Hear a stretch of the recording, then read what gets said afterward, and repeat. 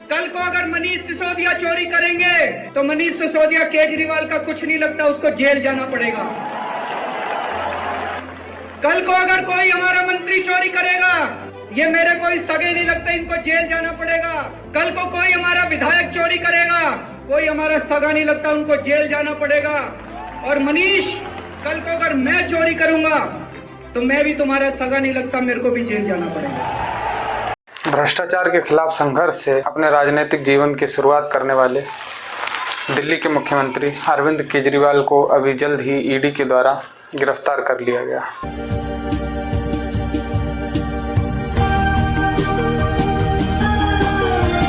जो आम आदमी पार्टी के कार्यकर्ता थे, उन्होंने जेल भरो आंदोलन की शुरुआत की, जिसके बाद जगह जगह और कह सकते हैं कि प्रत्येक प्रदेश में जहां जहां संगठन की मजबूती है वहां जेल भरो आंदोलन की शुरुआत की गई।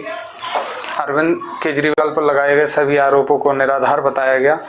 अरविंद केजरीवाल वो आदमी है जो अपनी IRS की नौकरी छोड़कर, इनकम टैक्स की नौकरी छोड़कर दिल्ली की सड़कों पर उतरा था इस देश के लोकतंत्र को बचाने के लिए। और उनके पार्टी के द्वारा यही कहा गया कि जब तक मुख्यमंत्री को रिहा नहीं किया जाता तब तक वह यूं ही प्रदर्शन करते रहेंगे, जिसको लेकर दिल्ली में आम आदमी पार्टी के मंत्री, विधायक, पार्षद सभी ने सड़कों पर उतरकर विरोध जताया, जिनको पुलिस ने विरोध जताने से रोका और अर्धसैनिक बल और पुलिस बल की तैनाती की गई।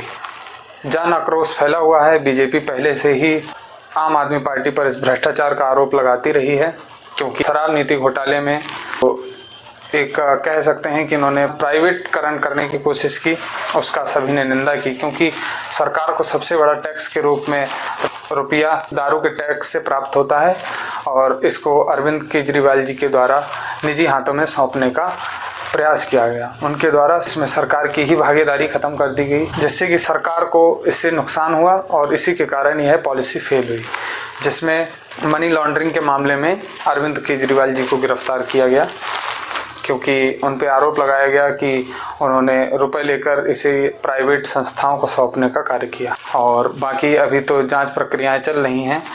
अभी आरोपी होना या ना होना ये कोर्ट द्वारा सिद्ध होगा, लेकिन बीजेपी के द्वारा उन पर पहले से ही तंज कसा जा रहा था कि उनके आम आदमी पार्टी के डिप्टी CM रहे मनोज सिसोदिया को तो पहले ही गिरफ्तार कर लिया गया था और अब उसके बाद अरविंद केजरीवाल जी को भी गिरफ्तार कर लिया गया।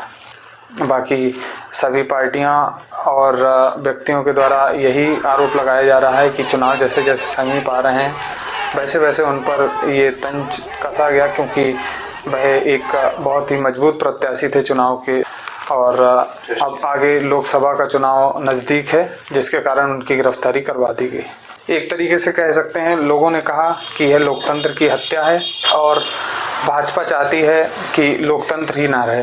भाजपा के द्वारा तानाशाही की जा रही है, वह जब चाहें जिसको चाहें उसको गिरफ्तार करवा रही है और ED, CBI यह सब भाजपा के बस में है, ऐसा लोगों ने आरोप लगाया। मुख्यमंत्री अरविंद केजरीवाल की गिरफ्तारी भ्रष्टाचार से लड़ाई नहीं है, भ्रष्टाचार के नाम पर विपक्ष को खत्म कर देने की कोशिश है।